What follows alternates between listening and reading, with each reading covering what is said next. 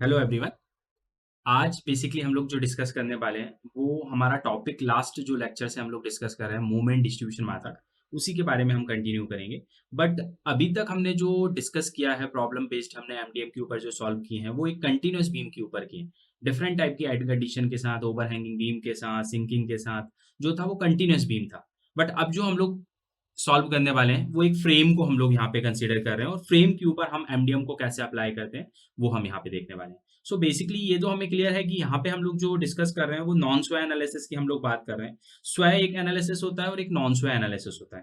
Non स्वै का मतलब basically non स्वै और स्वै एनालिसिस में जो बेसिक डिफरेंस होता है वो ये होता है कि स्वै एनालिसिस का मतलब होता है कि अगर कोई हमारे पास पोर्टल फ्रेम है और पोर्टल फ्रेम के ऊपर अगर कोई हॉरिजॉन्टल लोडिंग लगती है और उसकी वजह से वो टिल्ड होता है, तो टिल्डिंग जो होती है उसके लिए जो एनालिसिस किया जाता है, हॉरिजॉन्टल डायरेक्शन में जो टिल्डिंग होती है, डिफ्लेक्शन होता है, उसके लिए जो एनालिसिस किया जाता है वो स्व एनालिसिस की कैटेगरी में आता है। और नॉन स्व एनालिसिस का मतलब होता है कि हम ये कर रहे हैं कि कोई भी एक फ्रेम हमें दिया हुआ है, उसमें वर्टिकल लोडिंग या हॉरिजॉन्टल लोडिंग की वजह से जो मूवमेंट्स हैं और जो रिएक्शंस हैं उनको हम बेसिकली यहाँ पे कैलकुलेट करते हैं, राइट। तो उसी में हम यहाँ पे जो डिस्कस करेंगे हमारे जो सिलेबस के अकॉर्डिंग जो है वो नॉन स्व एनालिसिस है। तो हम यहाँ पे जो फ्रेम की बात करेंगे वो नॉन स्व एनालिसिस के साथ में करेंगे, यहाँ पे हम स्व एनालिसिस नहीं कर रहे हैं, राइट। सो नॉन स्वै एनालिसिस में हम लोग अगर पोर्टल फ्रेम को कंसीडर करते हैं तो यहाँ आप देख सकते हैं कि एक पोर्टल फ्रेम हमको दिया हुआ है। इस फ्रेम में एक वर्टिकल मेंबर है जिसको आप कॉलम बोल सकते हैं, जो कि ए से बी तक है, जिसकी जो हाइट है वो 4 मीटर है। एंड द हॉरिजॉन्टल एक मेंबर इसमें बीसी कनेक्टेड है जो यूडीएल को कैरी कर रहा है, और वो यूडीएल का जो मैग्नीट्यूड है वो 6 किलो न्यूटन पर मीटर का है, जो कि कितना है, 4 मीटर स्पान लेंथ है इसकी। और इसको एनालाइज करने के लिए हमें बोला गया है, और एनालाइज का मतलब होता है कि मूवमेंट्स निकालना, रिएक्शंस निकालना। और एनालाइज के लिए बोला है, और किस मेथड से बोला हुआ है, तो मूवमेंट डिस्ट्रीब्यूशन मेथड से हमें इसे एनालाइज करने के लिए बोला गया है। सो मूवमेंट डिस्ट्रीब्यूशन मेथड के अकॉर्डिंग अगर हम जाते हैं तो नंबर ऑफ लेक्चर इससे पहले भी हमने एमडीएम के किए हैं, उसके अकॉर्डिंग स्टेप नंबर फर्स्ट जो होता है वो आपका क्या होता है, डिस्ट्रीब्यूशन फैक्टर्स कैलकुलेशन। तो यहाँ पे हम वही डिस्ट्रीब्यूशन फैक्टर्स ही निकालेंगे first of all. So distribution factor के लिए हम लोग क्या करते हैं, पहला हम एक कॉलम बनाते हैं जिसमें हम लोग क्या ले लेते हैं, ज्वाइंट्स ले लेते हैं। सबसे पहला एक कॉलम होता है जिसमें हम लोग क्या लेते हैं, ज्वाइंट की बात करते हैं। फिर सेकंड एक कॉलम हमारा होता है जिसमें हम किसकी बात करते हैं, मेंबर की बात करते हैं, मेंबर से जाते हैं उस ज्वाइंट से रिलेटेड। उसके बाद एक नेक्स्ट कॉलम होता है जिसमें हम लोग क्या निकालते हैं, आरएस निकालते हैं। आरएस मतलब होता है रिलेटिव स्टिफनेस। और उसके बाद एक कॉलम हम लोगों का होता है जिसमें हम लोग टीआरएस निकालते हैं। टीआरएस मतलब होता है टोटल रिलेटिव स्टिफनेस। और लास्ट जो हमारा कॉलम होता है उसमें हम लोग क्या निकालते हैं, डिस्ट्रीब्यूशन फैक्टर निकालते हैं। तो सबसे पहले हमने ये टेबल बना लिया डिस्ट्रीब्यूशन फैक्टर निकालने के लिए। कंटिन्यूअस बीम की बात हो रही हो या किसी फ्रेम की बात हो रही हो, कंटिन्यूअस बीम की बात हो या फ्रेम की बात हो, फिर फ्रेम आपका डबल मेंबर का हो, ट्रिपल मेंबर का हो, या इसमें 4 मेंबर कनेक्टेड हो, कितने भी नंबर ऑफ मेंबर कनेक्टेड हो। और अगर एमडीएम से आपको सॉल्व करना है तो स्टेप नंबर फर्स्ट आपका as it is distribution factor ही रहे, और जो सॉल्व करने का तरीका होगा, डिस्ट्रीब्यूशन फैक्टर निकालने का जो तरीका होगा वो भी क्या होगा, सेम होगा, राइट। तो सबसे पहले हम ज्वाइंट पे जाते हैं। तो यहाँ पे आप देख सकते हैं कि ये जो ए है वो तो एंड है, और जो सी है वो भी एंड है। तो बेसिकली यहाँ पे ज्वाइंट स्ट्रिप एक बी आ रहा है जिसमें बी ए एक मेंबर कनेक्टेड है और बीसी मेंबर कनेक्टेड है। बी क्योंकि इसके लेफ्ट में भी सपोर्ट है और इसके राइट में भी सपोर्ट है, तो यहाँ पे ज्वाइंट के लिए हमारे पास सिर्फ एक ही पॉइंट है, वो है बी। अब बी ज्वाइंट पे हम देखते हैं तो एक मेंबर हमारा बी ए कनेक्टेड है, तो मेंबर में हम यहाँ पे बी ए लिख देंगे। और सेकंड हमारा बी से सी मेंबर कनेक्टेड है, तो हम यहाँ पे क्या लिख देंगे, बी सी लिख देते हैं, राइट। अब इसके बाद मैं जाता हूं, इसकी मुझे आरएस निकालना है। तो बी ए मेंबर के लिए अगर मैं आरएस निकालने की बात करता हूं, बी ए पे देखता हूं तो कौन सा सपोर्ट दिया है, फिक्स सपोर्ट दिया है। और मैंने आपको हमेशा बोला है, इससे पहले की भी नंबर ऑफ लेक्चर्स में हमने डिस्कस किया है कि अगर फिक्स्ड सपोर्ट होता है या ज्वाइंट होता है उस केस में हम आरएस कैसे निकालते हैं, आई बाय एल से निकालते हैं। और अगर फिक्स्ड और ज्वाइंट को छोड़ के सिंपली हो या रोलर हो या हिंज सपोर्ट होता है तो हम जो आरएस निकालते हैं वो 3i/4l से निकालते हैं।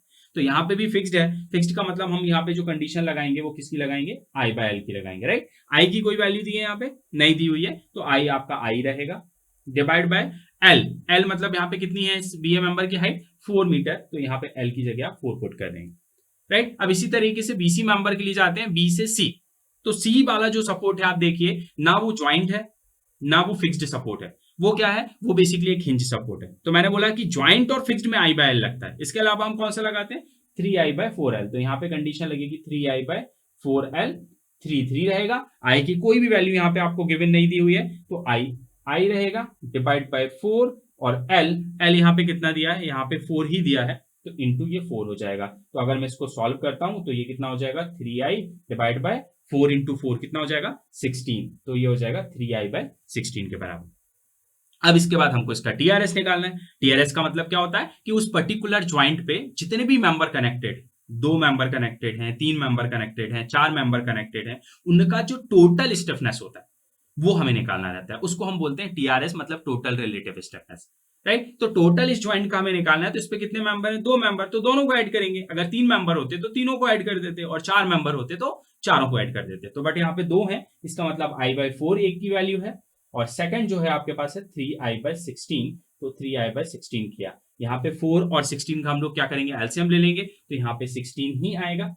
डिवाइड बाय 4 से 16 को कैंसिल कर दीजिए, तो कितना आएगा 4 आ जाएगा। तो यहाँ पे आप लोग क्या कर देंगे, 4i प्लस 16 से 16 कैंसिल हो जाएगा, तो ऊपर कितना बचेगा 3i, राइट। तो इसका जो टोटल करेंगे तो ये हो जाएगा 7i/16। इसका जो टोटल आ रहा है वो 7i/16 के बराबर आ रहा है। तो ये टोटल रिलेटिव स्टिफनेस है किस पर्टिकुलर ज्वाइंट बी के ऊपर, जिसमें 2 मेंबर कनेक्ट आपने किए हुए हैं, राइट। अब इसके बाद हमें डिस्ट्रीब्यूशन फैक्टर निकालना है। और डिस्ट्रीब्यूशन फैक्टर के लिए मैंने आपको हमेशा से बोला है कि डिस्ट्रीब्यूशन फैक्टर बेसिकली क्या होते हैं, ये रेशियो होता है किसका, relative stiffness of the member divide by total relative stiffness of the joint. तो बेसिकली ये एक रेशियो है RS/TRS का, तो हमें इसको इसी तरीके से निकालना पड़ेगा। सो फर्स्ट RS हमारा कितना है, i/4 है, i/4। इसको आप डिवाइड कर दीजिए TRS से। TRS टोटल कितना है 7i/16। तो 7i/16 से आप इसको डिवाइड कर दीजिए। तो आप जब इसको डिवाइड करेंगे तो कितना हो जाएगा, 4 से 16 को आप डिवाइड कर दीजिए तो 4 हो जाएगा, और डिवाइड बाय 7 हो जाएगा। दैट मीन कि यहाँ पे i से i भी कैंसिल हो जाएगा, 4 से 16 कैंसिल होगा तो 4 बचेगा। इसका मतलब यहाँ पे ये पूरा सॉल्व करके 4/7 आएगा। दैट मीन कि ये जो है वो डिस्ट्रीब्यूशन फैक्टर किस मेंबर के लिए है, BM मेंबर के लिए। अब इसी तरीके से नेक्स्ट आपका कितना है 3i/16। तो 3i/16 को आप डिवाइड करिए किससे, टोटल से 7i/16 से, 7i/16 से। तो जब इसको डिवाइड करेंगे तो इसमें कितना आएगा, तो 16 से 16 कैंसिल हो जाएगा, और i से i कैंसिल हो जाएगा, तो कितना बचेगा 3/7। ये कितना बचेगा 3/7। इसका मतलब जो BC मेंबर है उसकी रिलेटिव स्टिफनेस कितनी आ रही है 3/7। और हम ऐसे भी पता कर सकते थे कि अगर हमारी यहाँ पे 4/7 आई है तो नीचे डिवाइड में 7 है, ऊपर 4 है, तो नेक्स्ट क्या आनी चाहिए 3/7, क्योंकि 4 और 3 को अगर ऐड करेंगे तो 7 डिवाइड बाय 7 तो 1 होगा। क्योंकि हमें पता है कि डिस्ट्रीब्यूशन फैक्टर का जो सम होता है वो 1 होता है, ना 1 से ज्यादा होता है ना 1 से कम होता है। तो फर्स्ट फैक्टर निकालने के बाद आप खुद भी जज कर सकते हैं कि सेकंड वैल्यू हमारी क्या आने वाली है। पहली 4/7 है तो अंडरस्टूड है कि दूसरी जो आएगी वो 3/7 ही आएगी, और कैलकुलेट करके भी वही आ रही है। दैट मीन कि हमारे फैक्टर निकल गए और ये फैक्टर हमारे बिल्कुल सही है, वो हमने क्रॉस चेक भी कर लिया। अब इसके बाद हम लोग चलते हैं स्टेप नंबर 2 के ऊपर। स्टेप नंबर 2, इसमें हम लोग क्या निकालते हैं, fixed and movements. Step number 2 में हम लोग कैलकुलेट करते हैं फिक्स्ड एंड मूवमेंट्स की हम लोग बात करते हैं, राइट। अब फिक्स्ड एंड मूवमेंट निकालना है, सबसे पहले हम बात करते हैं फर्स्ट फॉर स्पान किसकी, AB की बात करेंगे। फर्स्ट कौन सा है, AB मेंबर है। AB मेंबर के ऊपर अगर मैं फिक्स्ड बेंडिंग मोमेंट की बात करता हूं तो fixed moment M/AB equal M/BA, दोनों कितने हो जाएंगे 0 हो जाएंगे। कैसे होंगे आप खुद देखिए कि AB पे अगर हम लोग जाते हैं और फिक्स्ड मोमेंट किसके बेसिस पे निकालते हैं, लोडिंग के बेसिस पे निकालते हैं, राइट। जो लोडिंग होती है उस बेसिस पे फिक्स्ड मोमेंट निकाला जाता है। जो फिक्स्ड मोमेंट की वैल्यू होती है वो डिपेंड करती है डायरेक्टली लोडिंग के ऊपर। अब AB स्पान के ऊपर आपको कोई लोड दिख रहा है क्या, कोई भी लोड नहीं है। इसका मतलब लोड की वैल्यू क्या है 0। इसका मतलब फिक्स्ड मूवमेंट भी कितना होगा 0। इसका मतलब A से B की बात करूं या मैं B से A की बात करूं, इस स्पान पे कोई लोडिंग नहीं है। दैट मीन इसका फिक्स्ड मूवमेंट क्या हो जाएगा 0 हो जाएगा, राइट। अब इसी तरीके से हम लोग नेक्स्ट स्पान की बात करते हैं, तो सेकंड स्पान पे आ जाते हैं। फॉर स्पान BC के लिए बात करते हैं। तो BC पे अगर हम जाते हैं तो हम देखते हैं कि BC पे कौन सा लोड है, UDL है, UDL कैरी कर रहा है BC। तो UDL के केस में हम लोग कौन सा फॉर्मूला लगाते हैं, तो M/BC इक्वल, UDL के केस में क्या होती है कंडीशन, WL²/12। दैट मीन हम पहला माइनस में लेंगे, -WL²/12 की यहाँ पे कंडीशन लगेगी। और माइनस माइनस क्यों लिया, बिकॉज ये डाउनवर्ड लोडिंग है, तो यहाँ पे आपका जो है वो एंटी क्लॉक मूवमेंट डेवलप होता है। और यहाँ पे जो डेवलप होता है वो क्या होता है, क्लॉक होता है। तो हमेशा लेफ्ट में जो होता है वो नेगेटिव होता है डाउनवर्ड लोडिंग के लिए, और राइट में क्या हो जाता है, पॉजिटिव हो जाता है। और यूडीएल का केस है तो डब्ल्यू एल स्क्वायर बाय 12 लगेगा। इसके बाद डब्ल्यू की वैल्यू कितनी है, 6 इंटू एल कितना है, 4 डिवाइड बाई 12। इसकी अगर मैं वैल्यू कैलकुलेट करता हूं तो यहाँ पे डब्ल्यू एल स्क्वायर बाय 12 से जो मेरी वैल्यू आएगी वो आएगी कितनी, -8 kilo newton metre, right, -8 kilo newton metre, ये वैल्यू हमारे पास आ रही है माइनस में। अब इसी तरीके से अगर मैं बात करता हूं एम बार सीबी की, तो ये फॉर्मूला क्या होगा, plus W L square by 12 plus W की वैल्यू वही है 16, एल कितना है 4 का स्क्वायर डिवाइड बाई 12। और इसको अगर मैं सॉल्व करता हूं तो सिंपल सी बात है कि सेम कंडीशन है, यहाँ पे भी सेम कंडीशन है, सिर्फ साइन में डिफरेंस है, वो माइनस था ये प्लस है, तो वैल्यू वही आएगी बट प्लस के साथ आएगी, कितनी आएगी, 8 किलो न्यूटन मीटर के बराबर बेसिकली ये वैल्यू आपकी बस आने वाली है, राइट। तो इसी तरीके से मैंने आपसे बोला कि हम कंटिन्यूअस बीम की बात कर रहे हो या हम फ्रेम की बात कर रहे हो, किसी भी केस में अगर मैं एमडीएम को अप्लाई कर रहा हूं तो जो तरीका होता है अप्लाई करने का वो सेम होता है। सिर्फ डिफरेंस क्या है, नॉर्मल कंटिन्यूअस बीम में आपके जो मेंबर्स हैं वो हॉरिजॉन्टल कंडीशन में होते हैं, यहाँ पे आपके कुछ मेंबर वर्टिकल कंडीशन में आ जाते हैं, बट जो अप्लाई करने का तरीका है सेम है। तो आपने डिस्ट्रीब्यूशन फैक्टर भी वैसे ही निकाला, सेकंड फिक्स्ड मोमेंट भी वैसे ही निकाला। अब हम बात करते हैं स्टेप नंबर 3 के ऊपर, स्टेप नंबर 3। और स्टेप नंबर 3 में हम लोग क्या निकालते हैं, final movements, final movements, final movements निकालिए। और फाइनल मूवमेंट्स के लिए आप लोग क्या करिए, अब यहाँ पे आप देख रहे हैं कि नॉर्मल बीम होता है तो उसमें हम लोग क्या करते हैं, as it is beam draw कर लेते हैं, फिर डिस्ट्रीब्यूशन फैक्टर लिख देते हैं, फिर फिक्स्ड मूवमेंट लिख देते हैं, और उसके बाद क्या करते हैं, उसी टेबल को हम कंटिन्यू कर देते हैं। यहाँ पे आपको फ्रेम है तो आप कुछ नहीं करना है, आपको फ्रेम के केस में क्या करना है, जो वर्टिकल मेंबर है उसको ओपन करके हमें सिंपल बीम बना लेना है। मींस अगर मैं इसको खींचता हूं तो ये यहाँ पे आ जाएगा, तो ये कुछ इस टाइप का दिखेगा, ये फिक्स सपोर्ट है, ये फिक्स सपोर्ट यहाँ आ जाएगा, ये बी पॉइंट आ जाएगा और ये सी पॉइंट आ जाएगा। बी पॉइंट को ये आपने स्टेट कंटिन्यू किया, यहाँ पे बी पॉइंट पे बॉक्स बना दिया, जो डिस्ट्रीब्यूशन फैक्टर निकले बी पॉइंट पे वो कितने थे, फर्स्ट आपका निकला था 4/7, सेकंड निकला था 3/7, ये पॉइंट ए था, ये पॉइंट बी था और ये पॉइंट आपका सी था, यहाँ पे क्या था, हिंज सपोर्ट। तो यहाँ पे आपने क्या किया, आपने जो वर्टिकल मेंबर था बी ए, या जिसको आप नीचे से लेंगे तो ए बी, उसको आपने क्या किया, यहां से पकड़ के इस तरीके से खोल दिया। तो क्या होगा, ये ए वाला जो पॉइंट है वो यहां शिफ्ट हो जाएगा, फिर बी पॉइंट हो जाएगा और फिर सी पॉइंट हो जाएगा। तो बेसिकली ये हो जाएगा क्या, एक कंटिन्यूअस बीम की तरह हो जाएगा। तो जब आप फाइनल मूवमेंट निकालते हैं तो इसको एक कंटिन्यूअस बीम की कंडीशन में लाके भी इसको सॉल्व कर सकते हैं, ठीक है। इसमें आपको कोई अलग डिफरेंट कैलकुलेशन नहीं करना है, एज इट इज करना है, इसको सिंपल बीम बना दीजिए। अब बीम बनाने के बाद आपने बी जॉइंट पे जो फैक्टर्स निकाले थे 4/7 और 3/7, वो बी जॉइंट पे मैंने लिख दिया 4/7 3/7। और उसके अलावा मैंने जो फिक्स्ड मूवमेंट निकाले हैं, तो M bar A B and M bar B A की वैल्यू की अगर मैं बात करूं तो मैंने 0 0 निकाली हुई है। और उसके बाद एम बार बीसी, तो मैंने एम बार बीसी निकाला था -8 किलो न्यूटन मीटर। और सी बी की मैं बात करूं तो वो मैंने निकाला था +8 किलो न्यूटन मीटर, राइट। अब इसके बाद मैं आगे जाता हूं, अब मेरे को इस टेबल को सॉल्व करना है। तो इस टेबल को सॉल्व करने का मैंने आपको तरीका क्या बताया, मैंने आपको हमेशा से बोला है कि पहले आप इस एंड को देखिए, फिर आप इस एंड को देखिए, जब दोनों एंड की कहानी क्लियर हो जाए उसके बाद आपको सेंटर के ज्वाइंट के ऊपर आना।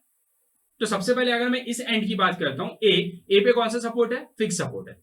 और मैंने आपको हमेशा बोला है कि फिक्स जो सपोर्ट होता है उसके ऊपर मूवमेंट आता है, मतलब वहां पे मूवमेंट कैरी हो सकता है। दैट मीन कि अगर यहाँ पे कोई मूवमेंट की वैल्यू आ रही है तो उससे हमें कोई प्रॉब्लम नहीं है, स्ट्रक्चर आपका स्टेबल ही रहेगा।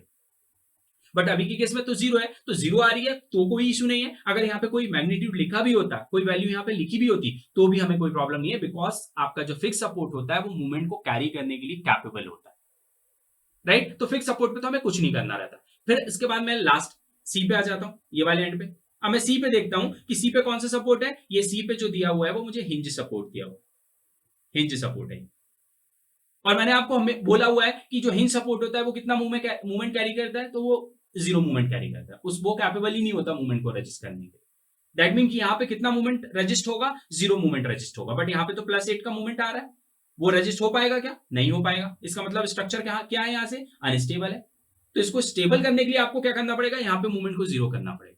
तो 0 करने का तरीका क्या है, एमडीएम के अकॉर्डिंग जितना मूवमेंट लग रहा है उतना ही मूवमेंट अप्लाई कर दो, साइन को चेंज कर दो।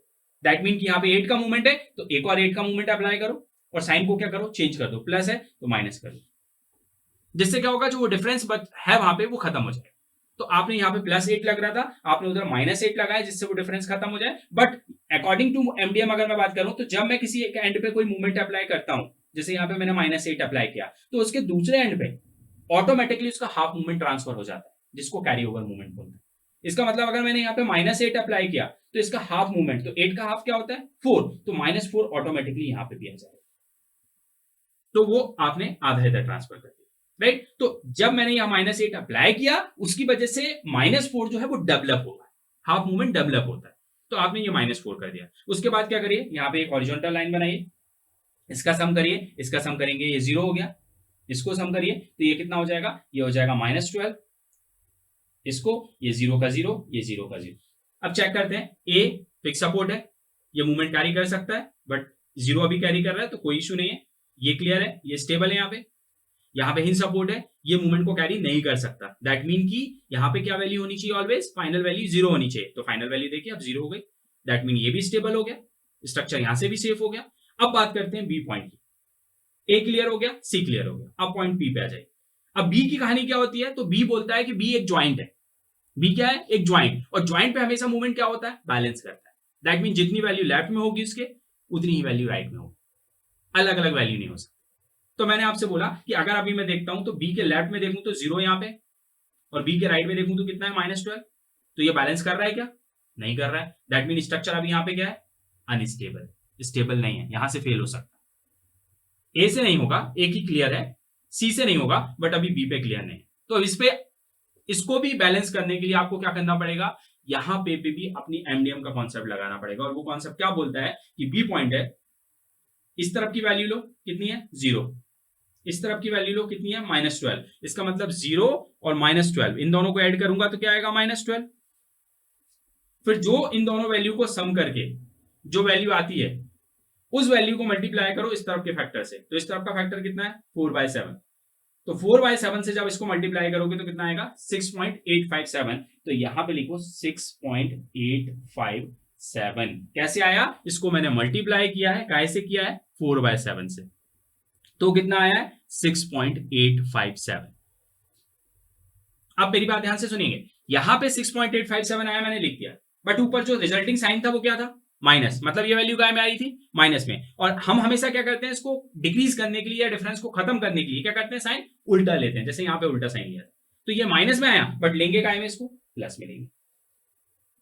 अब इसी तरीके से वापस से इसी -12 को अब कौन से फैक्टर से मल्टीप्लाई करेंगे 3/7, सेकंड फैक्टर से, तो अब वापस से -12 को मल्टीप्लाई करिए 3/7 से, तो जब इसको 3/7 से मैं मल्टीप्लाई करता हूं तो उस कंडीशन में ये वैल्यू कितनी आएगी, ये आएगी 5.143, ये आएगी 5.143, ये वैल्यू आएगी, और काय में आएगी माइनस में आएगी, बट लिखेंगे काय में प्लस में, दैट मीन ऊपर जो रिजल्टिंग वैल्यू होती है उसका जो साइन होता है उसका अपोजिट साइन आपको नीचे लिखना है दोनों साइड, ऊपर अगर माइनस आया तो नीचे प्लस प्लस आएगा, और ऊपर रिजल्टिंग साइन अगर प्लस आया तो नीचे माइनस माइनस आएगा, तो ये प्लस प्लस आया। अब उसके बाद फिर यहाँ पे एक लाइन बनाइए, अब क्या हुआ, ये एक नई वैल्यू यहाँ पे आई जो हमने अप्लाई की, ये हमने अप्लाई की ना उस डिफरेंस को खत्म करने के लिए, तो ये अपना कैरी ओवर देगा, इसको कैरी ओवर मतलब हाफ मूवमेंट इधर ऑटोमेटिकली ट्रांसफर होगा, तो इसका जब हाफ करोगे तो ये आएगा 3.429, और काय में प्लस में। इसी तरीके से ये इसको भी हाफ देना चाहिए क्योंकि यहां पे भी ये नई वैल्यू आई, बट ये हाफ यहां नहीं जाएगा बिकॉज सी कौन सा सपोर्ट है, हिंज, और हिंज सपोर्ट मूवमेंट कैरी करता है क्या, नहीं करता, वो क्या मूवमेंट होता है वहां पे 0, तो ये 0 हो गया ना, तो ये 0 को ही कंटिन्यू करेगा। तो जो कैरी ओवर भी होता है, जो हाफ मूवमेंट ट्रांसफर होता है, वो भी कहां होता है, सिर्फ फिक्स्ड सपोर्ट पे होता है या ज्वाइंट के ऊपर होता है, इसके अलावा नहीं होता। जैसे यहां से यहां हुआ था, क्यों हुआ था, क्योंकि ये ज्वाइंट था, यहां से यहां हुआ क्यों हुआ, क्योंकि ये फिक्स सपोर्ट था, लेकिन यहां से यहां नहीं होगा क्योंकि ना ये ज्वाइंट है ना ये फिक्स सपोर्ट। इसके बाद आप क्या करिए, सिंगल ज्वाइंट होगा तो इसके बाद ये टेबल को कंटिन्यू करने की जरूरत नहीं है, टोटलिंग कर दीजिए, टोटलिंग करेंगे तो ये फाइनल 0 आ गया, ये 0 है, इन दोनों का ये टोटल करके -12 कर दिया था, -12 और 5.143 को ऐड कर दीजिए तो ये कितना आएगा -6.857, राइट। अब इसी तरीके से इनको टोटल कर दीजिए तो ये कितना हो जाएगा +6857, राइट। अब इसको टोटल करिए तो यहाँ पे टोटल क्या होगा, यहाँ पे होगा प्लस का 3.429। इसका मतलब जो ए पे मूवमेंट डेवलप होगा वो कितना होगा, 3.429 पॉजिटिव। जो बी पे होगा, बी पे मैंने क्या बोला, बैलेंस होना चाहिए। तो देखिए यहाँ पे 6.857 है, यहाँ पे भी 6.857, एक प्लस का एक माइनस का, मतलब क्या हो गया, बैलेंस हो गया। इसका मतलब ये भी स्टेबल हो गया। यहाँ पे मूवमेंट आता है, ये भी स्टेबल हो गया। यहाँ पे जीरो मूवमेंट कैरी होता है, तो बेसिकली यहाँ पे जीरो कैरी होता है, तो ये स्टेबल था, तो ये वापस स्टेबल ही, राइट। तो इस तरीके से अब हमारा फाइनली स्ट्रक्चर जो है वो स्टेबल हुआ है, और जो मूवमेंट्स यहाँ पे निकले हैं वो बेसिकली आपके कौन से मूवमेंट निकले हैं, फाइनल मूवमेंट्स निकले हैं, जिनको एफएम से भी रिप्रेजेंट करते हैं। तो फाइनल मूवमेंट निकल गए। अब बात करेंगे स्टेप नंबर नेक्स्ट की, और वो स्टेप नंबर क्या होगी, वो होगी हमारी reactions calculation. So step number fourth की हम लोग यहाँ पे बात कर रहे हैं। अब स्टेप नंबर फोर्थ में हमें क्या करना है, रिएक्शंस कैलकुलेट करना है। फर्स्ट स्टेप में हमारा डिस्ट्रीब्यूशन फैक्टर निकल गया, सेकंड स्टेप में हमने फिक्स्ड एंड मूवमेंट्स निकाले, एंड थर्ड स्टेप में हमने उसके फाइनल मूवमेंट्स निकाले, जो कि ए पॉइंट पे कितना मूवमेंट आ रहा है हमें ये क्लियर हो गया, बी पॉइंट पे कितना मूवमेंट आ रहा है, एंड सी पॉइंट पे कितना मूवमेंट आ रहा है। अब उन मूवमेंट्स की हेल्प से हम लोग इसकी रिएक्शंस निकाल सकते हैं। लेकिन अभी तक क्या हो रहा था कि हम लोग कंटिन्यूअस बीम को डिस्कस कर रहे थे, तो जो बीम होता है वो हॉरिजॉन्टल मेंबर होता है, उसके ऊपर सिर्फ वर्टिकल रिएक्शन कैलकुलेट होती है, क्योंकि सारे के सारे लोड वहां पे वर्टिकल होते हैं, वहां पे कोई हॉरिजॉन्टल रिएक्शन नहीं होती, बिकॉज उसके लिए कोई परपेंडिकुलर डिस्टेंस नहीं मिलती, राइट। बट अभी हम जो बात कर रहे हैं वो एक फ्रेम की बात कर रहे हैं, तो इस फ्रेम में हमें वर्टिकल रिएक्शन निकालनी पड़ेगी, एज वेल एज हमें हॉरिजॉन्टल रिएक्शन भी निकालनी पड़ेगी।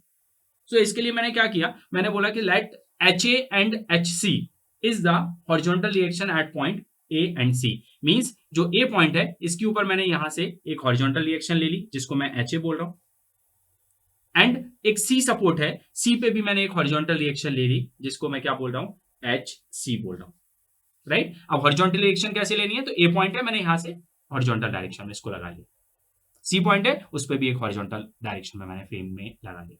अब इसके बाद मुझे वर्टिकल रिएक्शन लेनी थी, तो मेरे पास वर्टिकल रिएक्शन मतलब वी ए जो ए पॉइंट पे लग रही है अपवर्ड डायरेक्शन में, वो मैंने ये ले लिया इस तरीके से, और सी पॉइंट पे एक वर्टिकल रिएक्शन है जो कि क्या हो जाएगी, वीसी, जो मैंने सी पॉइंट पे ले लिया। तो यहाँ पे दो सपोर्ट है, दैट मीन की दो वर्टिकल रिएक्शंस आएंगी और दो हॉरिजॉन्टल रिएक्शंस आएंगी।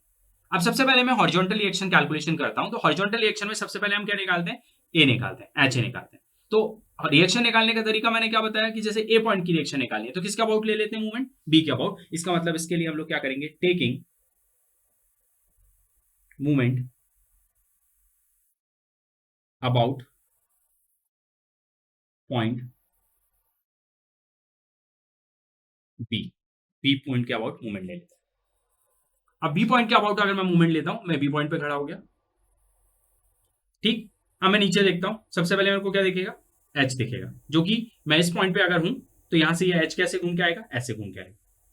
तो ये कौन सी डायरेक्शन ले रहा है, एंटी क्लॉक ले रहा है, और एंटी क्लॉक को क्या लेते हैं, माइनस, दैट मीन माइनस का एच ए ले लिया, राइट। क्या किया मैंने, बी के अबाउट मूवमेंट लिया, बी पे मैं खड़ा हो गया, यहां से मैंने देखा एच ए मेरे तरफ घूम के कैसे आएगा, एंटी क्लॉक डायरेक्शन में, दैट मीन की माइनस एच ए इसी पॉइंट पे रहेगा। इसके अलावा आप आगे जाते हैं तो इसके अलावा कोई लोडिंग है इस पर, कोई लोडिंग नहीं।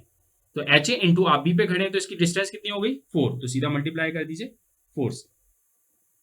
उसके बाद आप बी पे ही खड़े हैं, इसके अलावा कोई लोडिंग है क्या, कोई लोडिंग नहीं है, बट यहां पे एक मूवमेंट आपका लग रहा था, दूसरा यहां पे भी एक मूवमेंट आपका लग रहा था, तो वो दोनों मूवमेंट आपको लेने पड़ेंगे। तो ए पॉइंट का मूवमेंट जो आपने थर्ड स्टेप में निकाला था ए पॉइंट पे, वो कितना निकाला था, 3.429, तो यहां पे लेंगे प्लस 3.429, जो ए पॉइंट का मूवमेंट आपका फाइनल निकला है, जो थर्ड स्टेप पे आपने निकाला, प्लस आपने जो बी ए के लिए मूवमेंट निकाला है जो कि प्लस में निकला था, वो निकला था 6.857, तो यहां प्लस लेंगे 6.857, और फिर इसको सीधा इक्वेट कर देंगे जीरो से, because summation of all movement जो होता है वो जीरो के बराबर होता है, और यहां से फिर हम एच ए निकाल सकते हैं। तो अगर मैं यहां से एच ए निकालता हूं तो ये सारी वैल्यूज उस तरफ जाएंगी, तो माइनस में हो जाएंगी, माइनस से माइनस कैंसिल हो जाएगा, और 4 से आप डिवाइड कर दीजिए, तो ये कंडीशन क्या बन जाएगी, या एच ए को उस तरफ ले चलते हैं तो ये कंडीशन बनेगी 3.429 प्लस 6.857 डिवाइडेड बाई क्या हो जाएगा, 4, और यहां से आप इस एच ए को कैलकुलेट कर सकते हैं। कैसे किया आपने, ये जो एच ए इंटू 4 है ये इक्वल के उस तरफ चला जाएगा, उस तरफ जाएगा तो ये पॉजिटिव हो जाएगा, ये वैल्यू एज इट इज रहने दीजिए, और 4 यहां से नीचे से डिवाइड में आ गया, तो यहां से एच ए निकल सकता है, और एच ए की वैल्यू आपकी कितनी आ रही है, वो निकल के आ रही है 2.571 किलो न्यूटन, ये आपके पास एच ए आ गया। कैसे निकाला? वी के अबाउट मूवमेंट लेके निकाला। आपने H A into perpendicular distance किया, यहाँ का मूवमेंट ले लिया, यहाँ का मूवमेंट ले लिया, राइट। अब एक और चीज याद रखिएगा कि यहाँ पे वीए भी रिएक्शन लग रही थी, मैं वी के अबाउट मूवमेंट ले रहा था तो मैंने वीए को तो कंसीडर नहीं किया। क्यों नहीं किया? क्योंकि वीए इसी पर्टिकुलर पॉइंट पे लग रहा है, तो वीए के लिए परपेंडिकुलर डिस्टेंस क्या हुई है? मैं इस पॉइंट पे खड़ा हूं, इस पॉइंट मतलब मैं इस पॉइंट पे खड़ा हूं, तो वीए इंटू परपेंडिकुलर डिस्टेंस वहां पे क्या हो गई है? 0 हो गई। तो वीए वहां पे खत्म हो गया, इसलिए मैंने वीए को नहीं लिया इस पूरी इक्वेशन, राइट। तो जब भी मैं वर्टिकल स्पान ले रहा हूं तो वहां पे वीए क्या हो जाएगा, या वर्टिकल रिएक्शन क्या हो जाएगी? 0 हो जाएगी, तो सीधी हॉरिजॉन्टल बस निकल आएगी। अब आपने इस तरीके से एच निकाल लिया, अब इसी तरीके से मुझे एससी भी निकालना पड़ेगा। तो एससी में कैसे निकाल सकता हूं? तो एससी के लिए सी पॉइंट पे आपका एससी एक्ट कर रहा है, तो इससे पहले कौन सा पॉइंट है? बी। तो बी के अबाउट मूवमेंट लूं? नहीं, यहां पे बी के अबाउट मूवमेंट नहीं ले सकता मैं। क्यों? क्योंकि मुझे एससी निकालना है। अगर मैं बी के अबाउट मूवमेंट लूंगा तो बी के अबाउट मूवमेंट लूंगा तो एससी इंटू परपेंडिकुलर डिस्टेंस उसके लिए क्या हो जाएगी? 0। तो एससी वहीं खत्म हो जाएगा, तो वो निकलेगा कैसे? तो इसके लिए मुझे किसके अबाउट लेना पड़ेगा? जिससे एससी के लिए परपेंडिकुलर डिस्टेंस बने। तो परपेंडिकुलर डिस्टेंस किस पॉइंट के अबाउट बनेगी? ए के अबाउट बनेगी। और ए के अबाउट बनेगी, इसका मतलब मुझे रिएक्शन किसके अबाउट लेनी पड़ेगी? ए के अबाउट लेनी पड़ेगी। तो एससी निकालने से पहले मुझे सबसे पहले क्या निकालना पड़ेगा? मेरे को वीसी निकालना पड़ेगा, तभी मेरा एससी कैलकुलेट हो पाएगा। तो सबसे पहले हम इसके बीच में हमको वर्टिकल रिएक्शंस भी निकालना पड़ेंगे। तो एससी निकालने से पहले हम निकालेंगे वर्टिकल रिएक्शंस, तो यहां पे लिखेंगे वर्टिकल रिएक्शन, राइट। अब वर्टिकल कैसे? पहले हम वीए निकाल लेते हैं। तो वीए निकालने के लिए क्या करिए? सी के अबाउट मूवमेंट ले लेते हैं, taking movement about point C, ठीक। Taking movement about point C, C पे आप खड़े हो जाइए, आपको ये निकालना है, ठीक है। बी के अबाउट मूवमेंट नहीं ले सकते यहाँ पे, क्योंकि अगर बी के अबाउट मूवमेंट लूंगा तो वीए के लिए परपेंडिकुलर डिस्टेंस क्या हो जाएगी? 0 हो जाएगी, तो मुझे सी के अबाउट लेना पड़ेगा।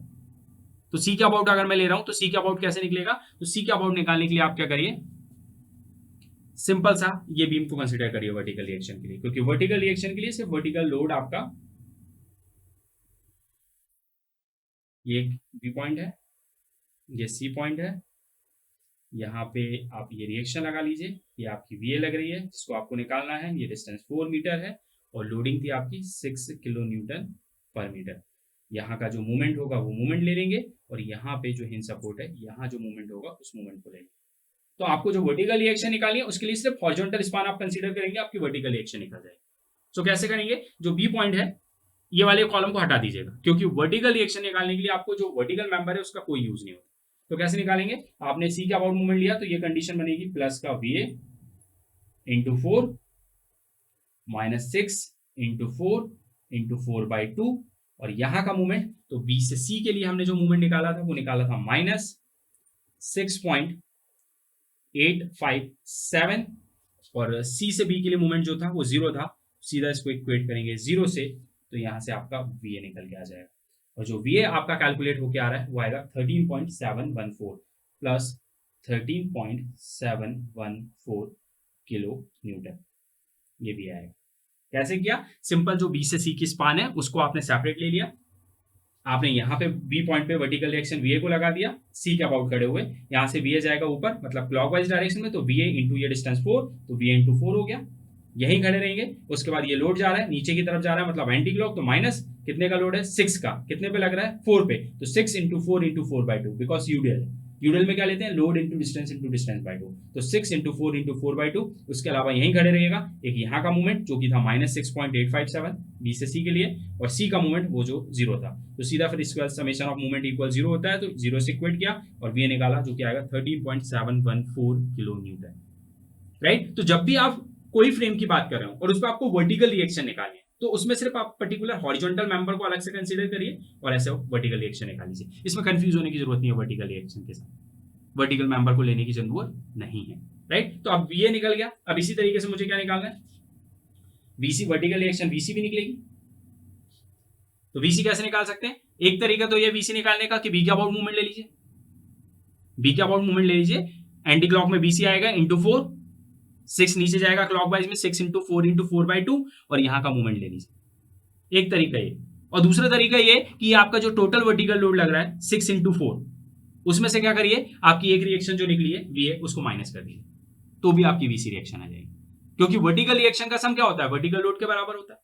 तो एक वर्टिकल रिएक्शन है, उसमें से टोटल लोड में से उसको माइनस कर दीजिए, दूसरी वर्टिकल रिएक्शन भी आपको मिल जाएगी। तो एक तरीका वो भी है और एक तरीका ये भी। तो अपन सिंपल वाला यूज करते हैं, टोटल लोड ले लेते हैं, 6 इंटू 4 का लोड लग रहा है, उसमें से माइनस कर दीजिए किसको, 13 पॉइंट वीए की रिएक्शन को, 13.714 को। तो यहां से आपके पास वीसी रिएक्शन आ जाएगी, और वो वीसी रिएक्शन आपकी जो कैलकुलेट होके आएगी माइनस करने के बाद, वो आएगी 10.286, वो आएगी 10.286 किलो न्यूटन। कैसे आई? 6 इंटू 4 का डाउनवर्ड वर्टिकल लोड लग रहा है, इसके अलावा कोई लोड नहीं है, तो 6 इंटू 4 यूडीएल है, तो आपको डिस्टेंस से मल्टीप्लाई करना पड़ेगा, तो 6 इंटू 4 कर लेंगे, 24 हो जाएगा। 24 में से क्या करा, 13.714 को माइनस किया, तो कितना बचेगा, 10.286, क्योंकि टोटल लोड डाउनवर्ड जा रहा है 24 का, उसमें एक रिएक्शन आपकी कितनी है, 13.714, तो दूसरी रिएक्शन क्या होगी, रिमेनिंग, तो वो दूसरी रिएक्शन आ गई। तो इस तरीके से आपकी वर्टिकल रिएक्शन निकल गई। अब इसके बाद मैंने बोला कि लास्ट आपकी रिएक्शन बची थी एससी, अब आपके पास वर्टिकल रिएक्शन आ गई, तो आप एससी भी निकाल सकते हैं। एससी को निकालने के लिए क्या करना पड़ेगा, तो मैंने आपको बोला कि आपको एक अबाउट मूवमेंट लेना पड़ेगा एससी को निकालने के लिए, राइट। तो एससी को निकालने के लिए एक अबाउट मूवमेंट लेते हैं, taking movement point A, right, एक अबाउट। वहां से अब देखते हैं सबसे पहले क्या लगेगा, तो वहां से आपको कैलकुलेट करना पड़ेगा, तो ये होगा minus H C into perpendicular distance, कितना हो जाएगा, 4। कैसे लिया, मैं इस पॉइंट पे खड़ा हुआ हूं, यहां से ये एच सी लग रहा है, ये कैसे घूम के आएगा, ऐसे, ऐसे मतलब क्या हुआ, माइनस, तो एंटी क्लॉक में माइनस इंटू परपेंडिकुलर डिस्टेंस, तो इसके लिए परपेंडिकुलर डिस्टेंस क्या होगी, ये होगी इसके लिए परपेंडिकुलर डिस्टेंस, तो ये परपेंडिकुलर कितना है, 4 है, तो मैंने क्या लिखा, माइनस एच सी इंटू 4। अब इसी पॉइंट पे खड़े रहेंगे, इसके अलावा आपको क्या दिख रहा है, ये वीसी दिख रहा है, वीसी कैसे घूम के आएगा, ये भी एंटी क्लॉक आएगा, माइनस वीसी इंटू ये डिस्टेंस, क्योंकि इसके लिए परपेंडिकुलर ये है, तो आप इसमें लेंगे माइनस वीसी इंटू 4, क्योंकि आप इस पॉइंट पे खड़े हैं, आपने ये भी ले लिया और आपने ये रिएक्शन भी ले लिया। इसके अलावा क्या लग रहा है, ये लोड लग रहा है डाउनवर्ड, मतलब कैसे आएगा, क्लॉकवाइज, तो 6 इंटू 4 इंटू 4/2 इस पर्टिकुलर पॉइंट के लिए, तो इसको लेंगे प्लस में 6 इंटू 4 इंटू 4/2। क्यों, क्योंकि हम इस पॉइंट पे खड़े, इस पॉइंट पे मतलब इस पॉइंट पे खड़े, तो ये डाउनवर्ड जाएगा, तो प्लस में 6 इंटू 4 इंटू 4/2 तक, यहां तक डिस्टेंस कवर होगी। उसके बाद आप यहीं खड़े रहिएगा, आपने ये हॉरिजॉन्टल रिएक्शन ले ली, आपने ये वर्टिकल रिएक्शन ले ली, आपने ये डाउनवर्ड लोड भी ले लिया।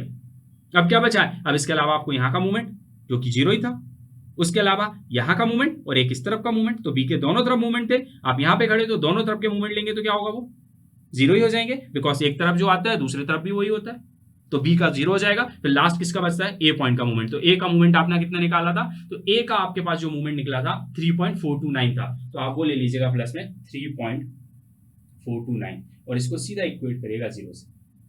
यहाँ पे आपको एससी निकालना है, वीसी की वैल्यू आपकी ऑलरेडी ये लिखी हुई है 10.286, वो ये पुट करिएगा। अभी आप इसको पूरे को कैलकुलेट करेंगे, तो एससी जो आपके पास कैलकुलेट होके आएगा, वो आएगा 2.571 किलो न्यूटन। ये है आपकी हॉरिजॉन्टल रिएक्शन एट पॉइंट सी।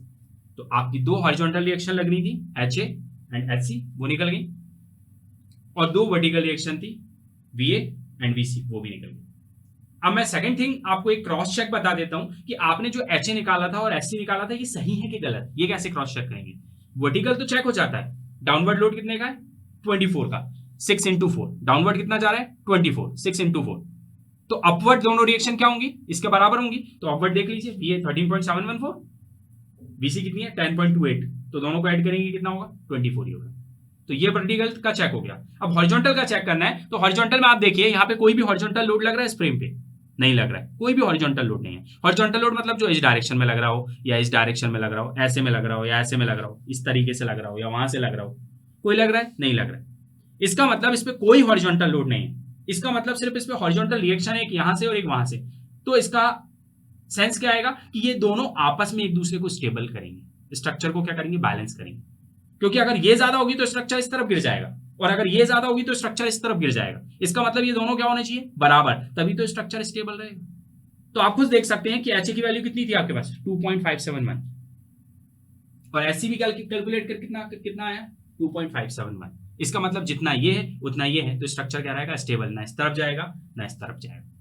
अगर कोई हॉरिजॉन्टल लोडिंग होती तो ये उसको बैलेंस करती, बट हॉरिजॉन्टल लोडिंग नहीं है, तो ये आपस में एक दूसरे को बैलेंस करें, राइट। तो बेसिकली ये भी आपका सही है, ये कैलकुलेशन भी चेक हो गया। अब इसके बाद हम लोग जो बात करेंगे, लास्ट स्टेप की बात करेंगे, जिसका नाम क्या है, bending moment diagram. Now last step, step number 5, right, bending moment या BMD, बाइंडिंग मोमेंट डायग्राम।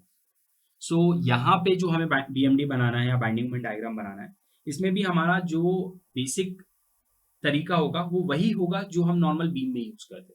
जो कंटिन्यूस बीम में हम जो कॉन्सेप्ट लगाते थे, वो सेम कॉन्सेप्ट आप यहाँ पे भी अप्लाई कर सकते हैं।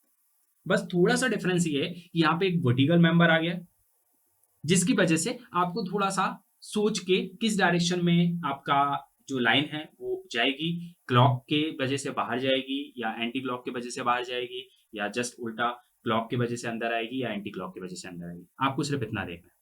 तो इसको देखने के लिए आप क्या करिए, जब भी आपको किसी फ्रेम का BMD बनाना, तो आप सबसे पहले क्या करिए, जैसा आपका स्ट्रक्चर है वैसे आप लाइन ले लीजिए। जैसे यहाँ पे ये एक वर्टिकल मेंबर है, तो आपने ये वर्टिकल मेंबर ले लिया, राइट। और उसके बाद वर्टिकल मेंबर को अपन पहले सेपरेट बना लेते हैं, फिर अपन बनाएंगे हॉरिजॉन्टल मेंबर के लिए। तो आपने ये AB मेंबर पहले ले लिया, और AB मेंबर पे या BC मेंबर पे आप जाएंगे, तो आपको पता है कि कोई भी BMD जब हम फाइनली बनाते हैं, तो सबसे पहले उसको फिक्स्ड मूवमेंट्स के लिए बनाते हैं, फाइनल मूवमेंट्स के लिए बनाते हैं, तो उसको फिक्स बाइंडिंग मोमेंट डायग्राम बोलते हैं। और उसके बाद फिर लोडिंग के लिए बनाते हैं, जिसको फ्री बाइंडिंग मोमेंट डायग्राम बोलते हैं। और उन दोनों को मर्ज कर देते हैं, तो फाइनल बाइंडिंग मोमेंट डायग्राम बन जाता है। तो सबसे पहले जो मूवमेंट की वजह से डायग्राम बनेगा, इसमें फिक्स बाइंडिंग मोमेंट डायग्राम, वो कैसे बनेगा, सबसे पहले आपका ये पॉइंट A है, तो ये A आप लिख दीजिए यहाँ पे, और ये वाला पॉइंट क्या था आपका B, तो आप यहाँ पे B लिख दीजिए। और फिर क्या देखिए, जो A पॉइंट पे आपने मूवमेंट निकाला था, अपन मूवमेंट की वजह से पहले बना रहे हैं, तो मूवमेंट क्या निकला था, तो AB के ऊपर जो मैंने फाइनल मूवमेंट निकाला था स्टेप नंबर 3 में, वो निकला था 3.429। उसका जो मैग्नीट्यूड था वो कितना था, 3.429, जो A पॉइंट पे मूवमेंट था। और उसका साइन क्या था, पॉजिटिव, वो पॉजिटिव निकला था। स्टेप नंबर 3 पे जाके आप देखिए, वहां पे हमने A पॉइंट पे जो फाइनल मूवमेंट निकाला वो प्लस का 3.429 था।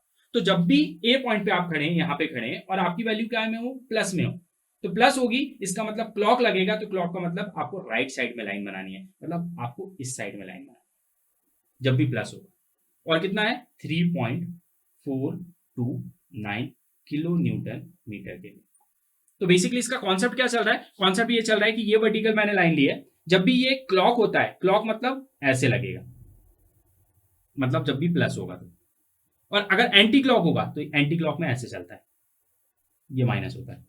इसका मतलब जब भी क्लॉक होगा तो ये एरोस को कहां लेके जा रहा है, अंदर की तरफ लेके जा रहा है, उस साइड में, राइट साइड में लेके जा रहा है, तो राइट में लाइन बनानी है।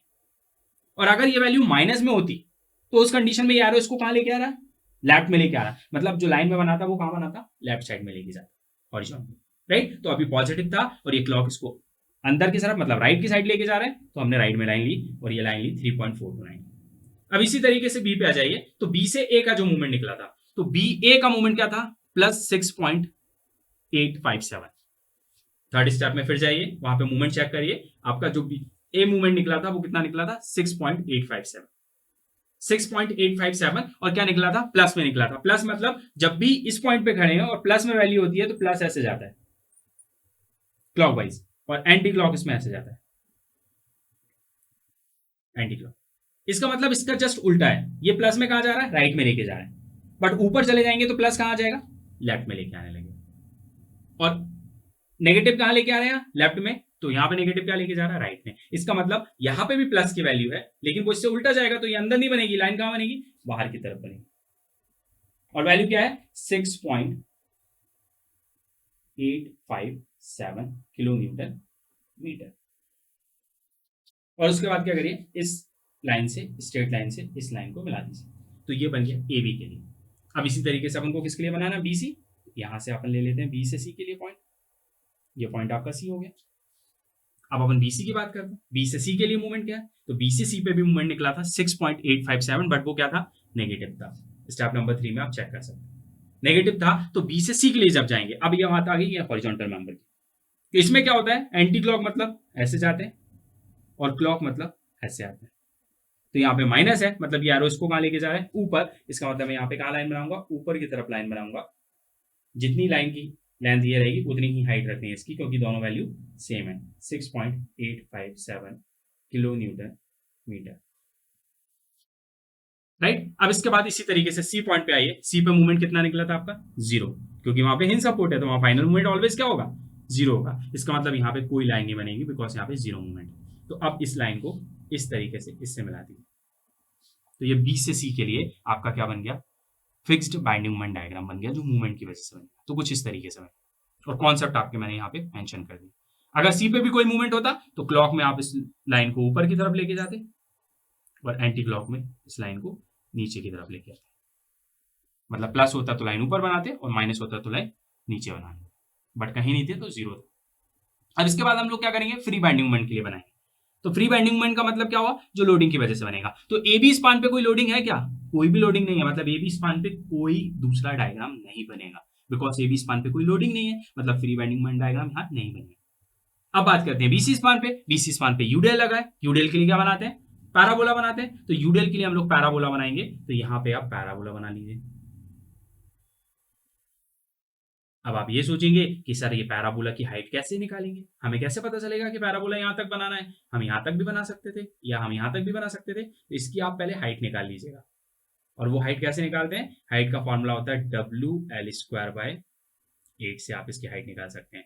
W की वैल्यू कितनी है 6, L की वैल्यू कितनी है 4 का स्क्वायर डिवाइड बाय 8। तो जब इसको सॉल्व करेंगे तो ये हाइट आ रही है 12 किलो न्यूटन मीटर, और 12 क्या है, ये 6.87 से बड़ा है, इसका मतलब 12 के लिए आप जो हाइट लेंगे वो क्या लेंगे, ज्यादा लेंगे, इसलिए मैंने ये हाइट जो है इसको कंपेयर करके ज्यादा ली, तो ये हाइट आ गई। और उसके बाद क्या करिए, इसको हैचिंग कर दीजिए, यहाँ कोई डायग्राम बनेगा नहीं, इसको हैचिंग करने के लिए यहाँ से ये इसको हैच कर दीजिएगा, ये पूरा हैच हो जाएगा, ये भी पूरा हैच हो जाएगा। यहाँ पे कोई कॉमन एरिया नहीं है बिकॉज दूसरा डायग्राम बना नहीं है। अब यहाँ कॉमन एरिया है तो दोनों लाइनों के बीच में बस हैच करना है, तो यहाँ बीच बीच में दोनों लाइनों के हैच कर देंगे। तो ये पूरी हैचिंग आपकी कंप्लीट हो गई। अगर आपको अब इस पॉइंट का रिजल्टिंग मूवमेंट निकालना है तो रिजल्टिंग मूवमेंट जो इस पॉइंट पे आएगा वो आएगा 8.572 kilo newton metre. Resulting movement मतलब ये जो आपने हैच किया हुआ है, और जो कॉमन एरिया होता है वो कैंसिल आउट हो जाता है। तो ये रिजल्टिंग मूवमेंट आपने इतना निकाला है, तो ये इतना कैसे निकलेगा, आपने ये जो हाइट निकाली हुई है 12, उसमें से माइनस कर दीजिए, क्या करिए ये 12 मतलब ये पूरी हाइट है, इस पूरी हाइट में से अपन को सिर्फ इतना चाहिए, इतना चाहिए मतलब इतना माइनस करना पड़ेगा। तो इतना माइनस कैसे करेंगे, यहाँ पे आपका कितना है 6.857, तो माइनस करिए 6.857, राइट। और इस तरफ कितना है 0, तो यहाँ से ये वेरी कर रहा है, तो जब भी कोई चीज वेरी करती है तो क्या ले लेते हैं सेंटर के लिए एवरेज, इसका मतलब प्लस इस तरफ का मूवमेंट क्या है 0, इसको एवरेज लेने के लिए डिवाइड बाय 2 कर दीजिए। तो अब इसको डिवाइड बाय 2 करेंगे तो 6.857 में डिवाइड करेंगे 2 से, जो वैल्यू आएगी उसको 12 में से माइनस कर दीजिए, तो रिमेनिंग वैल्यू आपके पास कितनी बचेगी 8.572 किलो न्यूटन मीटर, जो आपकी रिजल्टिंग वैल्यू यहाँ की हो जाएगी। और बाकी ये ऑटोमेटिकली आपने ये रिजल्टिंग है क्योंकि यहाँ पे कोई दूसरा डायग्राम बना नहीं है। तो इस तरीके से आप इसका BMD ड्रॉ कर सकते हैं किसी भी पोर्टल फ्रेम का, इसमें कोई डिफरेंस नहीं है, बस आपको ये कॉन्सेप्ट पता होनी चाहिए कि लाइन आपको राइट में बनानी है या लाइन आपको लेफ्ट में बनानी है। थैंक यू, और नेक्स्ट लेक्चर में हम डिस्कस करेंगे एक डिफरेंट फ्रेम को।